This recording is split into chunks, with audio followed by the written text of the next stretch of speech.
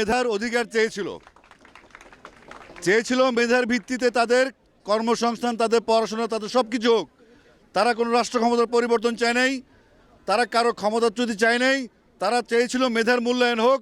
সেই মেধার মূল্যায়ন চাইতে গিয়ে যদি আমাদের সন্তানরা বুলেটবিদ্ধ হয়, প্রকাশে দিনে রাতে হেলিকপ্টারে করে এদিকে সেদিকে যে কোনোভাবে আমাদের সন্তানকে হত্যা করা হয়েছে, শিশুদেরকে হত্যা করা হয়েছে, নিরাপরাধ মানুষকে হত্যা করা হয়েছে, নিরাপরাধ ঘরের মধ্যে বসে থাকে বউ যারা পরিবার আছে তাদেরকে হত্যা করে, ছোটো ছোটো শিশু যারা অবুঝমান পৃথিবীর আলো দেখেন তাদেরকে হত্যা করেছে।